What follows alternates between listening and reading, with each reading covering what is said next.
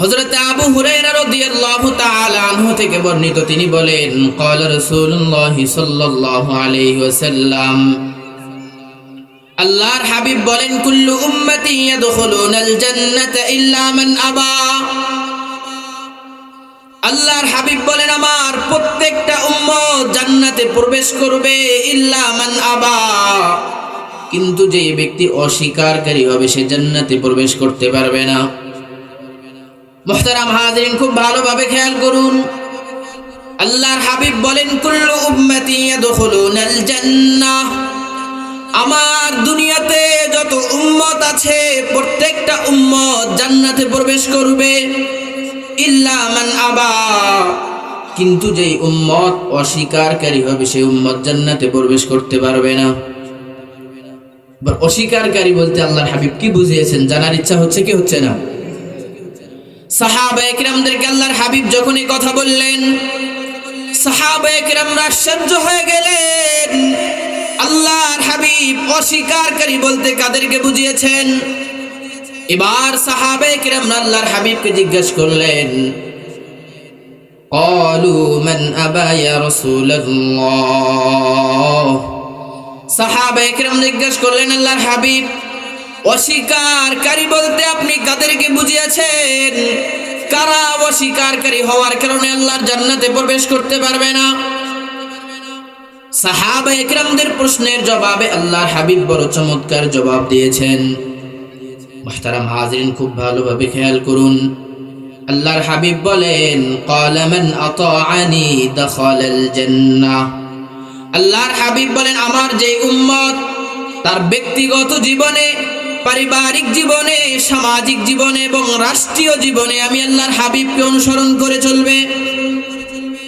আল্লাহর হাবিব বলেন, দুনিয়াতে আমার যেই উম্মত তার চলার ক্ষেত্রে প্রত্যেকটা ক্ষেত্রে আমি আল্লাহর হাবিবকে অনুসরণ করে চলবে, দাখালাল জান্নাহ, আমার সেই উম্মত জান্নাতে প্রবেশ করবে। বলুন সুবহানাল্লাহ।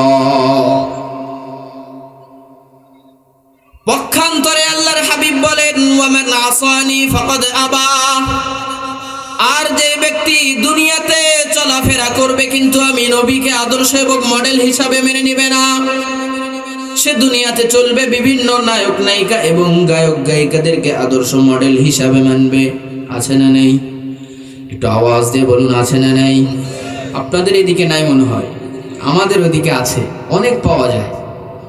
সে দুনিয়াতে চলবে কিন্তু আল্লাহর হাবিবকে আদর্শ এবং মডেল হিসাবে মেনে নিবে না।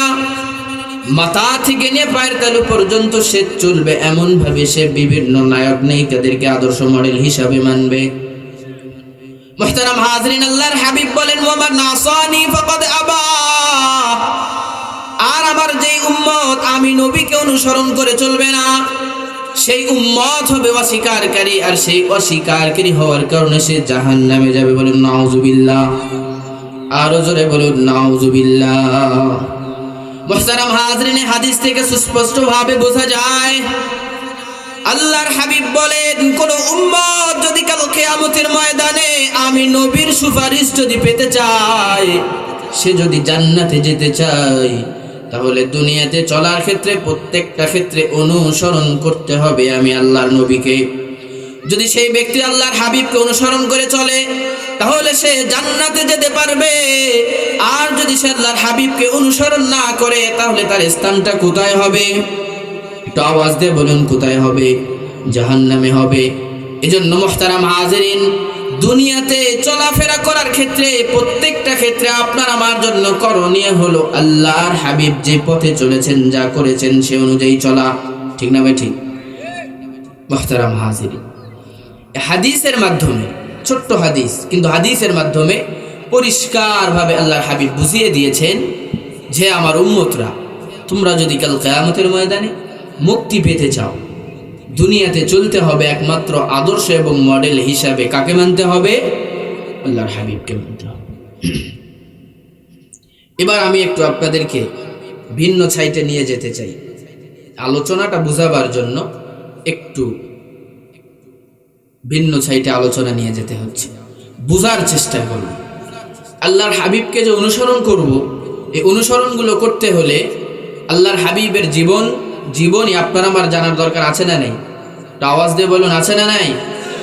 আল্লাহর হাবিব যখন এই দাওয়াতগুলোই যখন মক্কার কাফের মুশরিকদেরকে দিচ্ছিলেন, মক্কার কাফের মুশরিকদেরকে আল্লাহর হাবিব দাওয়াত দিলেন যে তোমরা মূর্তির পূজা ছেড়ে দাও। আল্লাহর হাবিব সাল্লাল্লাহু আলাইহি ওয়াসাল্লাম 40 বছর বয়সে যখন নবুয়ত পেলেন, 40 বছর বয়সে তিনি নবুয়ত পাওয়ার পর তিনি সর্বপ্রথম মুহাম্মদ সাল্লাল্লাহু আলাইহি ওয়াসাল্লাম মক্কার কাফের মুশরিকদেরকে ডাক দিলেন। ডাক দিয়ে তাদেরকে পাহাড়ের কাছে একত্রিত করে বললেন যে হে মক্কার কাফের মুশরিকরা, আমি যদি তোমাদেরকে এই সুসংবাদ দেই, এই খবর যদি দেই যে পাহাড়ের উপাশে একদল শত্রু বাহিনী তোমাদের উপরে আক্রমণ করবার জন্য প্রস্তুতি নিয়ে আছে, তাহলে তোমরা আমার কথা বিশ্বাস করবা কিনা? মক্কার কাফের মুশরিকরা এক বাক্যে জবাব দিল যে আপনি তো আমাদের কাছে আল আমিন উপাধি পেয়েছেন, কাজী আপনি যদি আমাদেরকে খবর দেন যে আমাদের পাহাড়ের উপাশে শত্রু বাহিনী আমাদের উপরে আক্রমণ করবার জন্য প্রস্তুতি নিয়ে আছে, তাহলে আমরা আপনার কথাকে বিশ্বাস করে সেই শত্রু বাহিনীকে প্রতিহত করবার জন্য সর্বোচ্চ প্রস্তুতি আমরা গ্রহণ করব। এবার মুহাম্মদ সাল্লাল্লাহু আলাইহি ওয়াসাল্লাম মক্কার কাফের মুশরিকদেরকে তাওহীদের দাওয়াত দিলেন। তিনি বললেন কুলু লা ইলাহা ইল্লাল্লাহ তুফলিহুন, যে হে মক্কার কাফের মুশরিকরা, তোমরা যে মক্কার ভিতরে 360টি মূর্তি ঢুকিয়েছো, তোমরা এই মূর্তিগুলোকে ছেড়ে দাও, মূর্তির পূজা ছেড়ে দাও। তোমরা এক আল্লাহর উপরে ঈমান আনো, যে আল্লাহ ব্যতীত কোনো মাবুদ নেই, তার সাথে কোনো শরীক নেই, লা শারীকা লাহু, সেই আল্লাহর তোমরা ইবাদত করো, তাহলে তোমরা কাল কিয়ামতের ময়দানে জান্নাতে যেতে পারবা। যখন মুহাম্মদ সাল্লাল্লাহু আলাইহি ওয়াসাল্লাম মক্কার কাফের মুশরিকদেরকে এভাবে দাওয়াত দিলেন, সর্বপ্রথম মুহাম্মদ সাল্লাল্লাহু আলাইহি ওয়াসাল্লামের এই কালেমার দাওয়াত বিরোধিতা করেছিল আবু লাহাব। সে বলতে লাগলো তাব্বান লাকা আলিহাদা জামাআতানা, তাব্বান লাকা আলিহাদা জামাআতানা, হে মুহাম্মদ তুমি কি এজন্য আমাদেরকে একত্রিত করেছো? তুমি ধ্বংস হও। সর্বপ্রথম আবু লাহাব এভাবে মুহাম্মদ সাল্লাল্লাহু আলাইহি ওয়াসাল্লামের দাওয়াতের বিরোধিতা করেছিল। বিরোধিতা করার পরে সকল কাফের মুশরিকরা চলে গেল। মুহতারাম হাজরিন, যেটা বুঝাইতে চাচ্ছি খুব ভালোভাবে বোঝার চেষ্টা করুন। মুহাম্মদ সাল্লাল্লাহু আলাইহি ওয়াসাল্লাম যখন মক্কার কাফের মুশরিকদেরকে তাওহীদের দাওয়াত দিতে লাগলেন, গুমরাহির পথ থেকে তাদেরকে হিদায়াতের পথে, আলোর পথে আনবার জন্য যখন তাদেরকে দাওয়াত দিলেন, মক্কার কাফের মুশরিকরা মুহাম্মদ সাল্লাল্লাহু আলাইহি ওয়াসাল্লামের উপরে প্রশ্ন তুলল, তারা আপত্তি তুলল যে মুহাম্মদ সাল্লাল্লাহু আলাইহি ওয়াসাল্লাম বিপদগামী হয়ে গিয়েছে, মুহাম্মদ সাল্লাল্লাহু আলাইহি ওয়াসাল্লাম পাগল হয়ে গিয়েছে। আল্লাহ রাব্বুল ইজ্জাত ওয়াল জালাল মক্কার কাফের মুশরিকদের সেই প্রশ্নের জবাব, তাদের সেই আপত্তির জবাব দিয়ে বলেন সূরা নজমের ভিতরে, সূরা নজমের 2 নম্বর আয়াতে আল্লাহ রাব্বুল ইজ্জাত ওয়াল জালাল মক্কার কাফের মুশরিকদের সেই আপত্তির জবাব দিলেন ওয়ান নাজমি ইযা হাওয়া মা দাল্লা সাহিবুকুম ওয়া মা গাওয়া, মা দাল্লা সাহিবুকুম ওয়া মা গাওয়া। আল্লাহ রাব্বুল ইজ্জাত ওয়াল জালাল বলেন হে মক্কার কাফের মুশরিকরা, তোমরা বলো মুহাম্মদ বিপদগামী হয়েছে, মুহাম্মদ পথভ্রষ্ট হয়ে গিয়েছে। আল্লাহ রাব্বুল ইজ্জাত ওয়াল জালাল জবাব দেন মা দাল্লা সাহিবুকুম ওয়া মা গাওয়া, মুহাম্মদ সাল্লাল্লাহু আলাইহি ওয়াসাল্লাম বিপদগামী হয়নি, মুহাম্মদ সাল্লাল্লাহু আলাইহি ওয়াসাল্লাম পাগল হয়ে যায়নি। এবার মক্কার কাফের মুশরিকরা আবারও আপত্তি তুলল যে মুহাম্মদ সাল্লাল্লাহু আলাইহি ওয়াসাল্লাম বাপ দাদার ধর্ম ছেড়ে দিয়ে নিজের পক্ষ থেকে কথা কোথায় থেকে বানিয়ে বলে, সে নিজের পক্ষ থেকে বানিয়ে তাওহীদের দাওয়াত দেয়। এবার মক্কার কাফের মুশরিকদের সে আপত্তির জবাব দিয়ে আল্লাহ রাব্বুল ইজ্জাত ওয়াল জালাল সূরা নজমের 3 নম্বর আয়াত নাযিল করে বললেন ওয়ামা ইয়ানতিকু আনিল হাওয়া, ওয়ামা ইয়ানতিকু আনিল হাওয়া। মুহাম্মদ সাল্লাল্লাহু আলাইহি ওয়াসাল্লাম নিজের পক্ষ থেকে একটি কথাও বানিয়ে বলেন না। এবার মক্কার কাফের মুশরিকরা আবারও আপত্তি তুলল, তারা প্রশ্ন করল যে মুহাম্মদ সাল্লাল্লাহু আলাইহি ওয়াসাল্লাম যদি নিজের পক্ষ থেকে কথাগুলো বানিয়ে না বলবে, তাহলে মুহাম্মদকে এই কথাগুলো কে বলে, সে কথাগুলো কোথায় পায়? তাদের এই আপত্তির জবাবে আল্লাহ রাব্বুল ইজ্জাত ওয়াল জালাল সূরা নজমের 4 নম্বর আয়াত নাযিল করে বললেন ইন হুয়া ইল্লা ওয়াহয়ুন ইউহা, ইন হুয়া ইল্লা ওয়াহয়ুন ইউহা। মুহাম্মদ সাল্লাল্লাহু আলাইহি ওয়াসাল্লামকে আল্লাহ রাব্বুল ইজ্জাত ওয়াল জালাল জিবরিল আলাইহিস সালাতু ওয়াস সালামের মাধ্যমে ওহী নাযিল করে মুহাম্মদ সাল্লাল্লাহু আলাইহি ওয়াসাল্লামকে তাওহীদের বাণীগুলো পৌঁছে দেন। এবার মক্কার কাফের মুশরিকরা আবারও আপত্তি তুলল যে না, মুহাম্মদ সাল্লাল্লাহু আলাইহি ওয়াসাল্লাম পাগল হয়ে গিয়েছে। আল্লাহ রাব্বুল ইজ্জাত ওয়াল জালাল মক্কার কাফের মুশরিকদের সেই আপত্তির জবাব দিয়ে বলেন সূরাতুত তাকবীরের 22 নম্বর আয়াতে আল্লাহ রাব্বুল ইজ্জাত ওয়াল জালাল জবাব দেন ওয়ামা সাহিবুকুম বিমাজনুন, ওয়ামা সাহিবুকুম বিমাজনুন। মুহাম্মদ সাল্লাল্লাহু আলাইহি ওয়াসাল্লাম পাগল হয়ে যায়নি। এবার মক্কার কাফির মুশরিকদেরকে যখন আল্লাহর হাবিব মুহাম্মদ সাল্লাল্লাহু আলাইহি ওয়াসাল্লাম যখন কোরআনের আয়াতগুলো পড়ে শোনালেন, কোরআন তো কত সুন্দরভাবে আল্লাহ রাব্বুল ইজ্জাত ওয়াল জালাল নাজিল করে দিয়েছেন। আল্লাহ রাব্বুল ইজ্জাত ওয়াল জালাল কোরআন নাজিল করেছেন, ওয়াশ-শামসি ওয়া দুহাহা ওয়াল কমারি ইযা তালাহা ওয়ান নাহারি ইযা জাল্লাহা ওয়াদ-দুহা ওয়াল লাইলি ইযা সাজা মা ওয়াদ্দাআকা রাব্বুকা ওয়া মা ক্বালা। আরে আল্লাহ রাব্বুল ইজ্জাত ওয়াল জালাল কোরআনকে কত সুন্দরভাবে নাজিল করে দিয়েছেন। ওয়াত-তুর ওয়া কিতাবিম মাসতুর ফি রাক্কিম মানশুর। এভাবে যখন তারা কোরআনকে পেল, যখন কোরআনকে তারা সুন্দরভাবে গোছালোভাবে কোরআন নাজিল দেখলো, তারা আপত্তি তুলল যে মুহাম্মদ সাল্লাল্লাহু আলাইহি ওয়াসাল্লাম কবি হয়ে গিয়েছে। এবার আল্লাহ রাব্বুল ইজ্জাত ওয়াল জালাল তাদের সেই আপত্তির জবাব দিলেন। সূরা হাক্কার 40 নম্বর আয়াত 41 নম্বর আয়াতের ভিতরে আল্লাহ রাব্বুল ইজ্জাত ওয়াল জালাল মক্কার কাফের মুশরিকদের সেই আপত্তির জবাব দিয়ে বললেন, ওয়ামা হুয়া বিকাউলি শাইর ওয়ামা হুয়া বিকাউলি শাইর। মুহাম্মদ সাল্লাল্লাহু আলাইহি ওয়াসাল্লাম কবি হয়ে যায়নি। তারা আবারও বলতে লাগলো, আপত্তি তুলল যে মুহাম্মদ সাল্লাল্লাহু আলাইহি ওয়াসাল্লাম গণক হয়ে গিয়েছে। আল্লাহ রাব্বুল ইজ্জাত ওয়াল জালাল সেই আপত্তির জবাব দিয়ে কোরআনুল কারীমের ভিতরে আবারও আয়াত নাযিল করে বললেন, ওয়ালা বিকাউলি কাহিন ওয়ালা বিকাউলি কাহিন। মুহাম্মদ সাল্লাল্লাহু আলাইহি ওয়াসাল্লাম গণক হয়ে যায়নি। মুহতারাম হাজিরিন, খুব ভালোভাবে বোঝার চেষ্টা করুন। মক্কার কাফের মুশরিকরা একের পরে এক আপত্তি যখন তুলতে লাগলো, আল্লাহ রাব্বুল ইজ্জাত ওয়াল জালাল মক্কার কাফের মুশরিকদের সকল আপত্তির জবাব কোরআনে হাকিমের ভিতরে সুস্পষ্টভাবে দিয়ে আল্লাহ রাব্বুল ইজ্জাত ওয়াল জালাল মক্কার কাফের মুশরিকদের সকল আপত্তির জবাব দিয়ে ইসলামকে সবার উপরে সমন্বিত করেছেন। আওয়াজ দিয়ে বলুন ঠিক না বেঠিক? আমরা এই মাহফিল থেকে, চিতলি মধ্যপাড়া যুব সমাজের এই মাহফিলের মঞ্চ থেকে পরিষ্কারভাবে জানিয়ে দিতে চাই, যারা মক্কার কাফের মুশরিকরা মুহাম্মদ সাল্লাল্লাহু আলাইহি ওয়াসাল্লামের আপত্তির জবাব যেমন দিয়ে ইসলামকে সমন্বিত করেছেন, এখনো যখন আমাদের দেশে পুরো পৃথিবীতে যখন তারা ইসলামকে যখন কটূক্তি করে, ইসলামকে মিটিয়ে দেওয়ার পায়তারা করে, আমরাও আমাদের স্থান থেকে পরিষ্কারভাবে জানিয়ে দেই, মক্কার কাফের মুশরিকরা যেমন ভাবে ইসলামের উপরে আক্রমণ করে ইসলামকে মিটিয়ে দিতে পারে নাই, ঠিক তেমনি ভাবে ইসলাম আগেও ছিল, এখনো আছে, আগামীতেও থাকবে। যারা ইসলামকে নিভিয়ে দিতে চাইবে তারাই ধ্বংস হবে ইনশাআল্লাহ। মুহতারাম হাজিরিন, আজকে বাংলাদেশে কতজনকে দেখা যায় আবু লাহাব, আবু জেহেল, তারা যেমন ইসলামের বিরোধিতা করেছিল, আমাদের বাংলাদেশে ইসলামের বিরোধিতা করার লোক আছে না নাই? আওয়াজ দিয়ে বলুন, আছে না নাই? আমরা পরিষ্কার বলি, বাংলাদেশ এটা শাহজালালের পুণ্যভূমি, এটা শাহপরানের পুণ্যভূমি। এদেশে ইসলামী হুকুমত কায়েম হবে। যুবকরা যেভাবে তারা স্বৈরাচার থেকে এদেশকে, এদেশের আলেম ইসলাম প্রিয় তাওহীদ জনতাকে তারা যেমন ভাবে স্বৈরাচারদের থেকে এই বাংলাদেশকে মুক্ত করেছে, ঠিক তেমনি ভাবে আগামীতে আবারও একটা বিপ্লব হবে। সেই বিপ্লবের জন্য প্রস্তুত থাকুন। সেই বিপ্লবের নেতৃত্ব দিবে জাতির উলামায়ে কিরামরা। সেই বিপ্লবের ভিতরে একদিকে থাকবে হকপন্থী, আর একদিকে থাকবে বাতিল তাগুতি শক্তি। যেই বিপ্লব হবে, সেই বিপ্লবে ইসলামের বিজয় হবে। সেই বিপ্লবের মাধ্যমে আগামীতে এই বাংলার জমিনে কালিমার পতাকা পথ করে উঠতে থাকবে ইনশাআল্লাহ। মুহতারাম হাজিরিন, কিন্তু আমাদেরকে সজাগ থাকতে হবে। এই জন্য কোন একজন কবি তার কবিতার ভিতরে, গজলের ভিতরে বলেছিলেন, কোন একদিন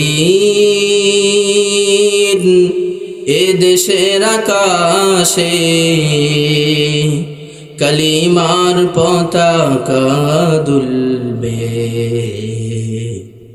সেদিন সবাই খোদাই বিধান পে দুঃখ বেদনা ভুলবে। কথা বলুন ঠিক না বেছে? সেদিন আর রবে না হাহাকার, অন্যায় জুলুম অবিচার, থাকবে না অনাচার দুর্নীতি কদাচার থাকবে না অনাচার, দুর্নীতি কদাচার সকলেই শান্তিতে থাকবে। সেদিন সবাই খোদাই বিধান পে দুঃখ বেদনা ভুলবে। বলুন আমার সাথে বলুন, সেদিন সবাই খোদাই বিধান পে দুঃখ বেদনা ভুলবে। এরকম ইসলামী রাষ্ট্র আমরা চাই কি চাই না? যেদিন কোনো বাংলার রাস্তার আশেপাশে কোনো পথে ঘাটে কোনো ডাকাতি হবে না, খুন খারাপি হবে না, সেদিন ইসলামী হুকুমত কায়েম হওয়ার মাধ্যমে এদেশের প্রত্যেকটা মানুষ শান্তিতে বসবাস করতে পারবে ইনশাআল্লাহ। মুহতারাম হাজিরিন, আপনারা দেখতেছেন, আমি পরিষ্কারভাবে জানিয়ে দিতে চাই যে দেশের স্বাধীনতা অর্জন করার চেয়ে স্বাধীনতা রক্ষা করা সবচেয়ে বেশি বড় কথা। বলেন ঠিক না বেটি? স্বাধীনতা অর্জন করার চেয়ে স্বাধীনতা রক্ষা করা বেশি কঠিন। এজন্য আপনাদেরকে সজাগ থাকতে হবে। এই বাংলাদেশের উপরে শকুনের চোখ পড়েছে, শকুনের চোখ। আমরা পরিষ্কারভাবে জানিয়ে দিতে চাই, আমাদের ভিতরে মতের ভিন্নতা থাকতে পারে, আমাদের ভিতরে পথের ভিন্নতা থাকতে পারে, আমাদের ভিতরে আদর্শের ভিন্নতা থাকতে পারে, আমাদের ভিতরে মতানৈক্য থাকতে পারে, কিন্তু যখন দেশের মানবতার সার্বভৌমত্বের প্রশ্ন আসবে, তখন আমরা সকলেই দল মত নির্বিশেষে এক এবং অভিন্ন আওয়াজ দিয়ে বলুন ঠিক না বেঠে? এই দেশের রক্ষার জন্য, এই দেশকে রক্ষার জন্য কোন কুলাঙ্গার যদি এই দেশের এক মুঠো মাটিকে যদি তারা দখল করবার চেষ্টা করে, এক সাগর রক্তের বিনিময়ে হলেও জীবনে আমাদের দেহে এক ফোঁটা রক্ত থাকা পর্যন্ত এই দেশকে আমরা রক্ষা করেই যাব ইনশাআল্লাহ। সংগ্রামী মুহতারাম হাজিরিন, এজন্য মক্কার কাফের মুশরিকরা তারাও ইসলামকে মিটিয়ে দিতে চেয়েছিল। এখনো আমরা আমাদের দেশেও দেখব, ব্যাঙের ছাতা ওঠে না অনেক সময়? কথা বলো না, ওঠে কি ওঠে না? ব্যাঙের ছাতা যেমন ওঠে ঠিক তেমনি ভাবে তাকে সরাইতে হয় না, সে এমনি সময় হয়ে গেলে পড়ে যায়। কথা বলেন ঠিক না বেটি? আমরাও পরিষ্কারভাবে বলে দিতে চাই, ব্যাঙের ছাতার মতো তোমরা ইসলামের উপর আক্রমণ করতে যাবা, ইসলামকে কখনোই মিটিয়ে দিতে পারবা না। ব্যাঙের ছাতার মতো তোমরাই ধ্বংস হয়ে যাবে ইনশাআল্লাহ।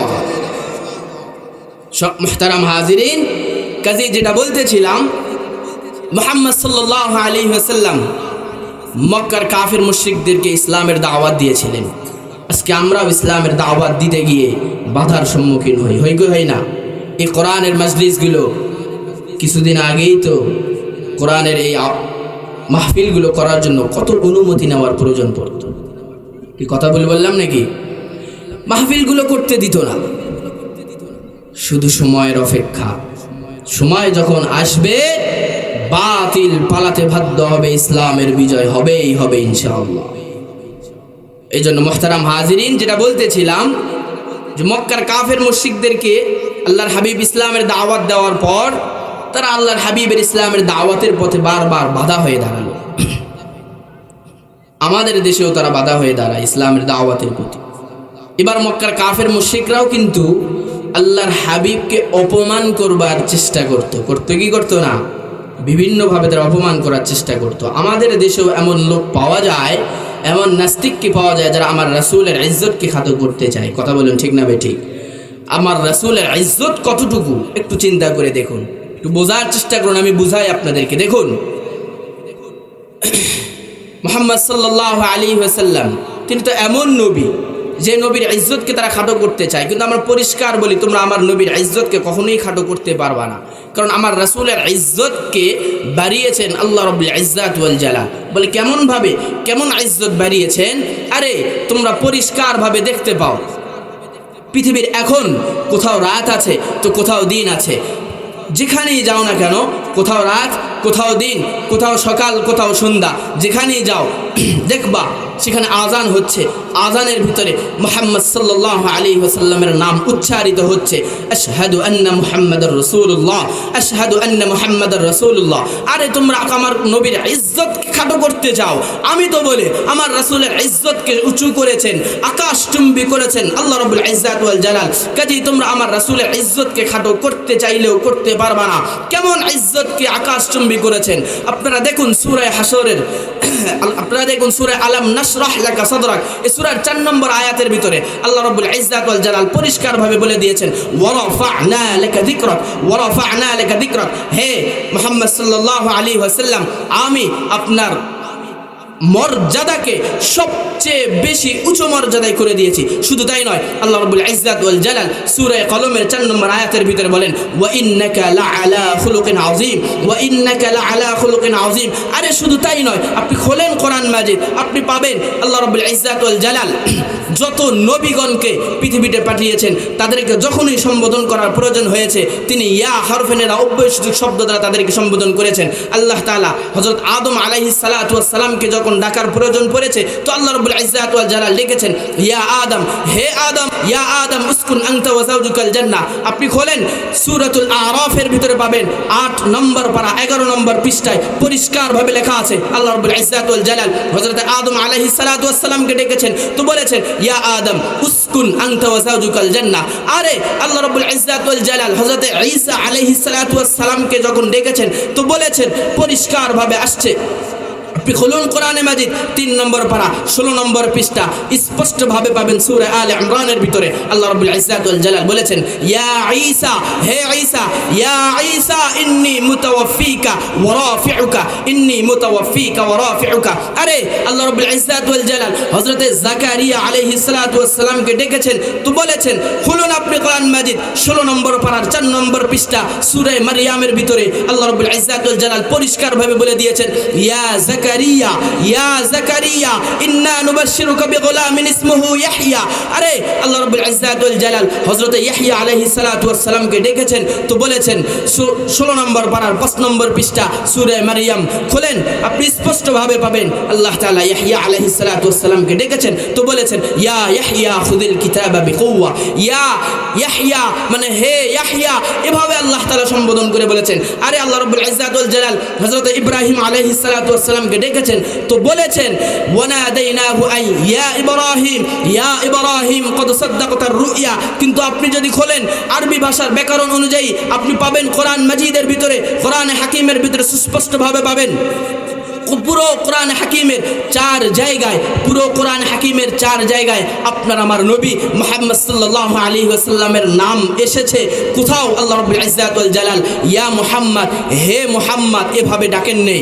সর্বপ্রথম নাম এসেছে, আপনি কোরআনে মাজিদ খোলেন 4 নম্বর পারা 4 নম্বর পারা 7 নম্বর পৃষ্ঠায় আপনি পাবেন আল্লাহ রাব্বুল ইজ্জাত ওয়াল জালাল মুহাম্মদ সাল্লাল্লাহু আলাইহি ওয়াসাল্লামকে ডেকেছেন তো বলেছেন, ওয়ামা মুহাম্মাদুন ইল্লা রাসূল, ওয়ামা মুহাম্মাদুন ইল্লা রাসূল কদ খালাত মিন ক্বাবলিহির রুসুল। আরে শুধু তাই নয়, দ্বিতীয় জায়গায় আপনি পাবেন সূরা আহজাবের আয়াতের ভিতরে আপনি পাবেন 22 নম্বর পারা 2 নম্বর পৃষ্ঠায় আল্লাহ রাব্বুল ইজ্জাত ওয়াল জালাল স্পষ্ট ভাষায় বলেছেন, মা কানা মুহাম্মাদুন আবা আহাদিম মির রিজালিকুম, মা কানা মুহাম্মাদুন আবা আহাদিম মির রিজালিকুম। আরে তোমরা আমার কোন নবীর ইজ্জতকে খাটো করতে চাও? খোলো কোরআন মাজিদ সূরা মুহাম্মাদের 2 নম্বর আয়াতে আল্লাহ রাব্বুল ইজ্জাত ওয়াল জালাল বলেছেন, ওয়া আমানু বিমা নুজিলা আলা মুহাম্মদ, ওয়া আমানু বিমা নুজিলা আলা মুহাম্মদ। আরে শুধু তাই নয়, আল্লাহ রাব্বুল ইজ্জাত ওয়াল জালাল চতুর্থ জায়গায় মুহাম্মদ সাল্লাল্লাহু আলাইহি ওয়াসাল্লামকে ডেকেছেন তো ইয়া মুহাম্মদ বলে শুধু ডাকেন নাই, আল্লাহ রাব্বুল ইজ্জাত ওয়াল জালাল বলেছেন, ওয়ামা মুহাম্মাদুন ইল্লা রাসূল, মুহাম্মাদুর রাসূলুল্লাহ। চতুর্থ জায়গায় আল্লাহ রাব্বুল ইজ্জাত ওয়াল জালাল বলেন, মুহাম্মাদুর রাসূলুল্লাহ ওয়াল্লাযীনা মাআহু আশিদ্দাউ আলাল কুফার রুহামাউ বাইনাহুম। আরে তোমরা আমার কোন নবীর সম্মানকে খাটো করতে চাও যেখানে স্বয়ং আল্লাহ রাব্বুল ইজ্জাত ওয়াল জালাল আমার নবীকে সম্মান দিয়ে ইয়া অব্যয়ভূত শব্দ দিয়ে ডাকেন নাই, ইয়া মুহাম্মদ, হে মুহাম্মদ বলে ডাকেন নাই। আল্লাহ রাব্বুল ইজ্জাত ওয়াল জালাল মুহাম্মদ সাল্লাল্লাহু আলাইহি ওয়াসাল্লামকে ডেকেছেন তো বলেছেন, ইয়া আইয়ুহার রাসূল বাল্লিগ মা উনজিলা ইলাইকা মির রাব্বিক। ইয়া মুহাম্মদ বলেন নাই, বলেছেন ইয়া আইয়ুহার রাসূল বাল্লিগ মা উনজিলা ইলাইকা মির রাব্বিক। আরে তোমরা আমার কোন নবীর সম্মানকে খাটো করতে চাও যেখানে স্বয়ং আল্লাহ রাব্বুল ইজ্জাত ওয়াল জালাল সকল নবীদের উপরে, পুরো পৃথিবীর উপরে, সমস্ত কিছুর উপরে যখন আল্লাহ রাব্বুল ইজ্জাত ওয়াল জালাল মুহাম্মদ সাল্লাল্লাহু আলাইহি সাল্লামের ইজ্জতকে আকাশচুম্বী করেছেন, আরে তোমরা সেই নবীর ইজ্জতকে খাটো করতে চাও। তোমরা প্রশ্ন তোলো যে আমরা রাসূলের ইজ্জতের উপরে আঘাত তুললে কেন তারা রাস্তায় নেমে যায়, কেন তারা রাস্তায় নেমে যায়? আরে আমরা পরিষ্কারভাবে বলি যে নবীর ইজ্জতকে স্বয়ং আল্লাহ রাব্বুল ইজ্জাত ওয়াল জালাল আকাশচুম্বী করেছেন। সেই নবীর ইজ্জতের হেফাজতের জন্য যখন তোমরা নবীর ইজ্জতের উপরে আঘাত তোলো, তখন আমরা সেই নবীর ইজ্জতের হেফাজতের জন্য বুলেটের সামনে দাঁড়াতে ভয় পাই না। আমরা আমাদের রাসূলের ইজ্জতকে হেফাজতের জন্য কামানের সামনে দাঁড়াতে ভয় পাই না। তার কারণ হলো আমরা তো আমার রাসূলকে এমন ভাবে ভালোবাসি, আমরা আমার রাসূলকে আমার নিজের বিবির চাইতে বেশি ভালোবাসি, আমরা আমার রাসূলকে আমার সন্তানের চাইতে বেশি ভালোবাসি, আমরা আমার রাসূলকে নিজের মা বাবার চাইতে বেশি ভালোবাসি, আমরা আমাদের রাসূলকে নিজের জানের চাইতেও বেশি ভালোবাসি। এজন্য যখন নাস্তিক কুলাঙ্গাররা আমার নবীর ইজ্জতের উপরে যখন তারা জবান খুলে, তখন আমরা আমার নবীর ইজ্জতকে হেফাজতের জন্য রাজপথে নামে জীবন দিতেও কোনো দ্বিধা করি না, জীবন দিতেও কোনো দ্বিধা করি না।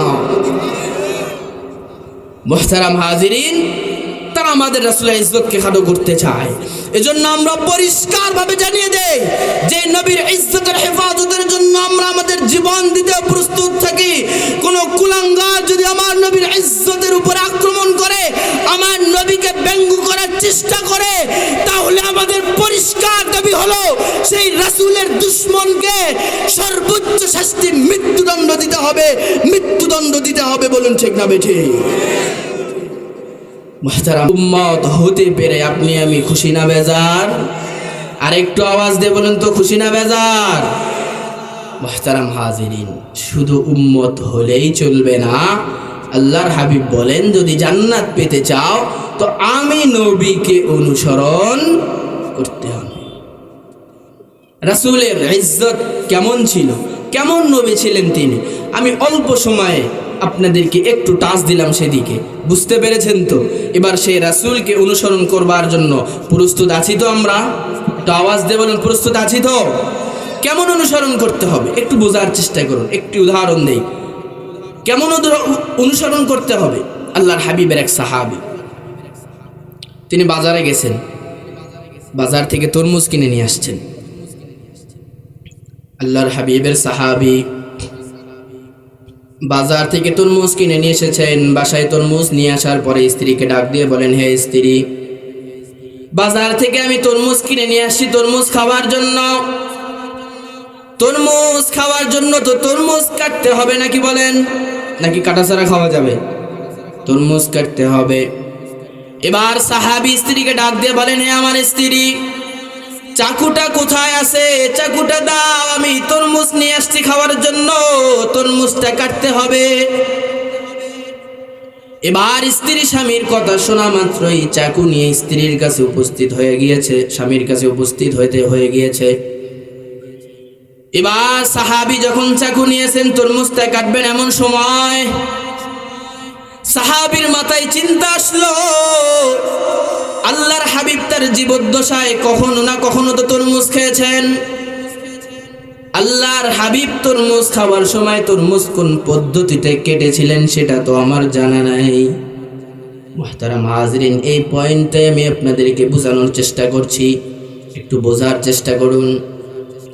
এবার সাহাবী ভাবলেন, আল্লাহর হাবিব যে পদ্ধতিতে তরমুজ খেয়েছিলেন, আমি যদি সেই পদ্ধতির বাহিরে যদি তরমুজ কেটে খাই, কাল কিয়ামতের ময়দানে যদি আল্লাহর হাবিব আমাকে জিজ্ঞাসা করেন, তুমি আমার বাতানো পদ্ধতির বাহিরে তরমুজ কেন খেয়েছিলে, আল্লাহর হাবিবের প্রশ্নের জবাব আমি কি দিব? কাজী সাহাবী চিন্তায় পড়ে গেলেন। স্ত্রীকে ডাক দিয়ে বলেন, হে আমার স্ত্রী, আল্লাহর হাবিব কোন পদ্ধতিতে তরমুজ কেটে খেয়েছিলেন তোমার জানা আছে নাকি? স্ত্রী ডাক দিয়ে বলেন, স্বামী গো, আমার তো জানা নাই আল্লাহর হাবিব কোন পদ্ধতিতে তরমুজ কেটে খেয়েছিলেন। এবার সাহাবী তরমুজটা রেখে দিয়েছেন, বাড়ি থেকে বের হয়ে ছুটে গিয়েছেন। কোথায় কোন সাহাবীর সাথে সাক্ষাৎ হয় তাকে জিজ্ঞাসা করবেন, তাকে জিজ্ঞাসা করবেন, আল্লাহর হাবিব কোন পদ্ধতিতে তরমুজ কেটে খেয়েছিলেন তোমার জানা আছে নাকি? এক সাহাবীর সাথে সাক্ষাৎ হয়, তাকে জিজ্ঞাসা করেন, বলতে পারে না। অপর সাহাবীর সাথে সাক্ষাৎ হয়, তাকেও জিজ্ঞাসা করেন, কিন্তু তিনিও বলতে পারেন না। এভাবে কয়েকজনের সাথে সাক্ষাৎ হয়ে গেল, কেউ যখন বলতে পারেন নাই, সাহাবী বাড়িতে এসে স্ত্রীকে ডাক দিয়ে বলেন, হে স্ত্রী, আল্লাহর হাবিবের বাতানো পদ্ধতি আমি জানতে পারি নাই কিভাবে তরমুজ কাটতে হয়। কাজী আল্লাহর হাবিবের বাতানো পদ্ধতিতে তরমুজ কেটে আমি খাইতে পারবো না, কাজী তরমুজ খাবো না, তরমুজটা রেখে দাও। এবার সাহাবী তরমুজ না খেয়ে তরমুজটা রেখে দিলেন। মুহতারাম হাজিরিন, এই জায়গায় বুঝাইতে চাচ্ছি, একটু ভালোভাবে খেয়াল করুন। সাহাবায়ে কেরামরা আল্লাহর হাবিবকে কেমন অনুসরণ করতেন, তরমুজটা কাটবেন কোন পদ্ধতিতে তরমুজ কাটতে হবে সেটাও আল্লাহর হাবিবের পদ্ধতিটা তালাশ করতেছেন। এবার আপনি আমি আপনার আমার জীবনের ভিতরে একটু তাকিয়ে দেখি, আপনার মাথা থেকে পায়ের তালু পর্যন্ত আল্লাহর হাবিবের সুন্নাত কতটুকু আছে। আপনি আমি তো জীবনে চলি, কত কাজ করতেছি, আল্লাহর হাবিবের সুন্নতের কোনো পরোয়াও কখনো করি, সুন্নতের কোনো পরোয়াও কখনো করি নাই। মুহতারাম হাজিরিন, আমি শুরুতেই হাদিসের ভিতরে বলেছিলাম, আল্লাহর হাবিব বলেছেন, ক্বালা মান আতাআনি দাখালাল জান্নাহ।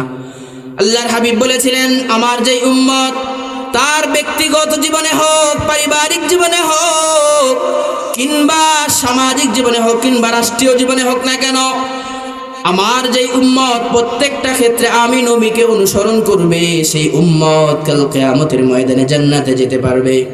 এবার আপনি আমি কত কাজ করি, দিনে 24টা ঘন্টার ভিতরে কত কাজ করি তার হিসাব নাই। কিন্তু দুঃখজনক হলো, বাস্তব কথা হলো, 24টা ঘন্টার ভিতরে একটি কাজের ভিতরেও আপনি আমি এটা স্মরণ করি না যে এই কাজটা আল্লাহর হাবিব কোন পদ্ধতিতে করেছিলেন।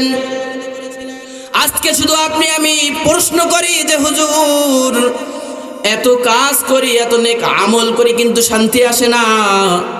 আমি তো পরিষ্কার বলি যে ভাই, শান্তি আসতে হলে তো কাজ করতে হবে ওই পদ্ধতিতে, যেই পদ্ধতিতে আল্লাহর হাবিব কাজ করেছিলেন। কাজী আল্লাহর হাবিবের বাতানো পদ্ধতিতে যদি আপনার আমার কাজ যদি না হয়, তাহলে কখনোই সেই কাজের দ্বারা আপনার আমার জীবনেও শান্তি আসতে পারে না। তাহলে এবার যদি আপনি আমি জান্নাতে যেতে চাই, কামিয়াব যদি হতে চাই, তাহলে সর্বপ্রথম আপনাকে আমাকে যেই কাজ করতে হবে জীবনে চলার ক্ষেত্রে, প্রত্যেকটা ক্ষেত্রে আল্লাহর হাবিব যা করেছেন, যা ছেড়েছেন, তা অবশ্যই করতে হবে। এবার আমি আপনাদেরকে একটু বোঝার চেষ্টা করি। প্রত্যেকটা জিনিসের দুইটা দিক আছে, একটু বুঝেন। এখন তো আমাদের অবস্থা কেমন হয়ে গিয়েছে জানেন, কেমন হয়ে গিয়েছে জানেন, একটু বলি, মন খারাপ করিয়েন না। বক্তা শুধু সুর দিবে আর হিট দিবে, তো বাস ওয়াজ খুব সুন্দর হয়েছে। কি কথা ভুল বললাম? বলেন না, কথা ভুল বললাম? হ্যাঁ, এই জন্য শুধু সুর আর হিট নিয়ে ব্যস্ত থাকিয়েন না। এবার একটু আসুন, কোরআনের এই মাহফিলগুলো থেকে নিজের জীবনকে পরিবর্তন করে এমন কিছু কথা শুনে সেগুলো আমল করার চেষ্টা করুন, একটু বোঝার চেষ্টা করুন। প্রত্যেকটা জিনিসের দুইটা দিক থাকে, একটা হলো বাহ্যিক দিক আর একটা হলো ভিতরগত দিক। যেমন আমি উদাহরণস্বরূপ আপনাদেরকে বলি, এই যে আমাদের এখানে লাইট জ্বলতেছে, দেখতেছেন আপনারা, এখানে দুইটা দিক আছে। একটা তো দেখতেছেন লাইট জ্বলতেছে, এটা বাহ্যিক দিক। এখানে ভিতরগত একটা দিক আছে, সেটি হলো বিদ্যুৎ সংযোগ। কি সংযোগ? বিদ্যুৎ সংযোগ। এবার বলুন তো আমাকে, দুটারই প্রয়োজন আছে নাকি যে কোনো একটা না থাকলেও চলে? শুধু বিদ্যুৎ সংযোগ আছে কিন্তু লাইট নেই, উপকার হবে? হবে না। অথবা শুধু লাইট আছে কিন্তু বিদ্যুৎ সংযোগ নাই, তাও কোনো উপকার হবে? এটা আওয়াজ দিয়ে বলুন, না হবে? এবার একটু বোঝার চেষ্টা করুন, ইসলামেরও ঠিক তেমনি দুইটা দিক আছে। একটি হলো আমর বিল মারুফ তথা সৎ কাজের আদেশ করা, অপরটি হলো নাহি আনিল মুনকার তথা অসৎ কাজ থেকে বাধা প্রদান করা। এবার দুঃখজনক হলেও বাস্তব কথা, সত্য কথা হলো, নেক কাজ তথা আমর বিল মারুফ, সৎ কাজ, নামাজ পড়া, যাকাত দেওয়া, দান সদকা করা, অসুস্থ ব্যক্তির সেবা করা, কিছু হলেও আমাদের সমাজে আছে। কিন্তু অন্যায় অপকর্ম থেকে নিজেও বিরত থাকা, অপরকেও বাধা প্রদান করা, এটা আমাদের সমাজে নাই বললে চলে। বলুন ঠিক না বেঠিক?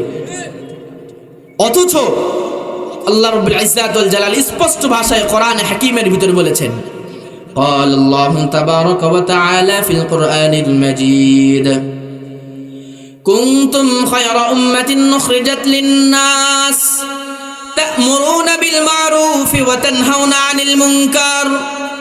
আল্লাহ রাব্বুল ইজ্জাত ওয়াল জালাল বলেন, তোমাদেরকে আমি উত্তম জাতি হিসেবে পাঠিয়েছি, তার সবচেয়ে বড় কারণ হলো তা'মুরুনা বিল মা'রুফ, তোমরা সৎ কাজের আদেশ করবে, ওয়া তানহাউনা আনিল মুনকার, এবং অসৎ কাজ থেকেও বাধা প্রদান করবে।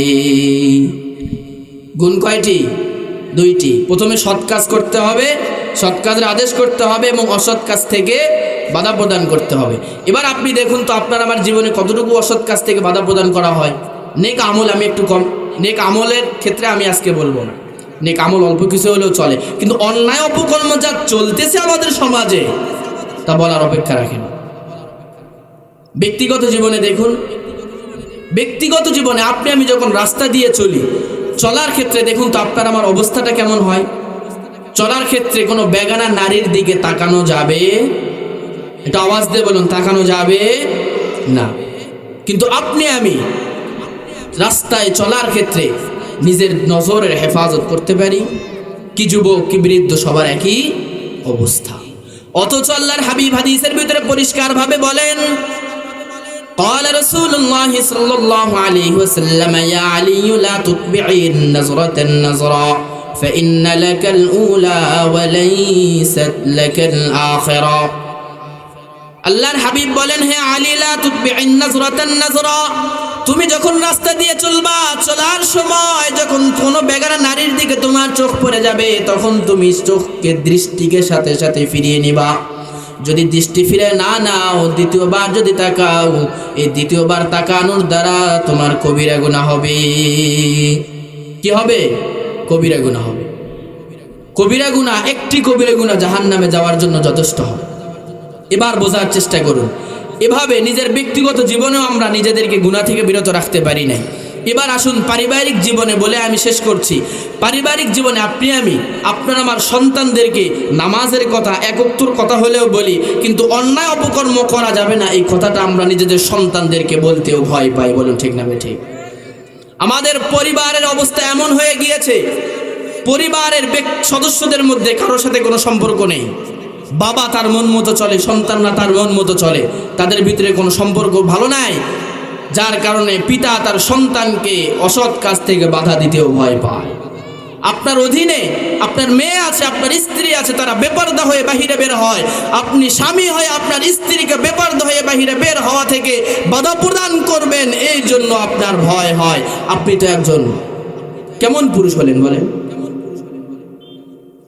আরেকটু বোঝার চেষ্টা করুন। আপনি বাবা, আপনার অধীনস্থ আপনার মেয়ে, আপনার মেয়েকে আপনি পর্দার সহিত চলতে বলবেন, কিন্তু আপনার মেয়ে বেপরদা হয়ে বাহিরে স্কুল কলেজে যায়, কোথায় যায় না যায় সেই খবরও নেন না, বেপরদা হয়ে বাহিরে বের হয়ে যায়, আপনার সন্তানকে পর্দা করার মতো বলার সাহস আপনার হয় না। এই সমাজের অবস্থা। আপনি আমি শুধু বলি যে শান্তি আসে না, শান্তি আসে না, ভাই আসবে কোথায় থেকে? ইসলামের দিক দুইটা, সৎ কাজের আদেশ করা, অসৎ কাজ থেকে বাধা প্রদান করা। একটু উদাহরণ দেই, বোঝার চেষ্টা করুন। আমরা এসি লাগাই না ঘরের ভিতরে, মসজিদের ভিতরে? একটু বলেন না, আওয়াজ দিয়ে, লাগাই কি লাগাই না? এই বোঝার চেষ্টা করুন। এইখানেও দুইটা দিক আছে। প্রথমত, এসি চালু করার পূর্বে আপনাকে বাহির থেকে গরম হাওয়া ভিতরে প্রবেশ করতে, যে জিনিস ভিতরে প্রবেশ করার আগে আপনাকে জানালা দরজাগুলো বন্ধ করে দিতে হয়, যাতে বাহির থেকে গরম হাওয়া ভিতরে প্রবেশ করতে না পারে। আগে আপনাকে জানালা দরজা বন্ধ করতে হবে, যাতে বাহির থেকে গরম হাওয়া ভিতরে প্রবেশ করতে না পারে। এই জানালা দরজা বন্ধ করার পরে আপনাকে এসি চালু করতে হবে। এরপরে এই এসি চালু করার দ্বারা আপনার কাঙ্ক্ষিত ফল আসবে, ঘর ঠান্ডা হবে। মুহতারাম হাজরিন, খুব ভালোভাবে বোঝার চেষ্টা করুন। ইসলামের দিক ঠিক তেমনি ভাবে দুইটা। এক নম্বরে সৎ কাজের আদেশ করা, দ্বিতীয় নম্বর হলো অসৎ কাজ থেকে বাধা প্রদান করা। আজকে আপনি আমি শুধু প্রশ্ন তুলি যে হুজুর আমি তো নামাজ পড়ি কিন্তু শান্তি কেন পাই না, যে হুজুর আমি তো রোজা রাখি শান্তি কেন আসে না, আমি তো যাকাত দেই, দান সদকা করি কিন্তু শান্তি কেন আসে না। আমিও পরিষ্কারভাবে জানিয়ে দেই যে আপনি আমি তো মুসলমান হয়েছি আধা মুসলমান, আপনি আমি মুসলমান হয়েছি আধা মুসলমান। যতদিন পর্যন্ত আপনার আমার সমাজ থেকে, ব্যক্তিগত জীবন থেকে, পারিবারিক জীবন থেকে অন্যায় অপকর্ম দূরীভূত না হবে, ততদিন পর্যন্ত শুধু নামাজ আর দান শান্তি আসতে পারে না। নারায়ে তাকবীর, নারায়ে তাকবীর। শান্তি আসতে পারে না। অন্যায় অপকর্ম ছেড়ে দিবেন, এরপর আমল অল্প করবেন, দেখবেন এই অল্প আমলের দ্বারা আপনার আমার জীবনে শান্তি অবশ্যই আসবে ইনশাআল্লাহ। যে টুটাফাটা যে কথা বললাম, প্রথমত বললাম আল্লাহর হাবিবের অনুসরণ কেমনভাবে করতে হবে। অনুসরণ করতে হলে আল্লাহর হাবিব যেমন সৎ কাজ করেছেন, সৎ কাজও করতে হবে। অন্যায় অপকর্মগুলো থেকে যেমন বিরত থাকতে বলেছেন, সে অন্যায় অপকর্মগুলো ছেড়ে দিতে হবে। আল্লাহ পাক রব্বুল আলামিন এই আলোচনাগুলোর উপরে সর্বপ্রথম আমাকে, এরপরে আপনাদের সকলকে আমল করবার তৌফিক দান করুক, বলেন আমিন।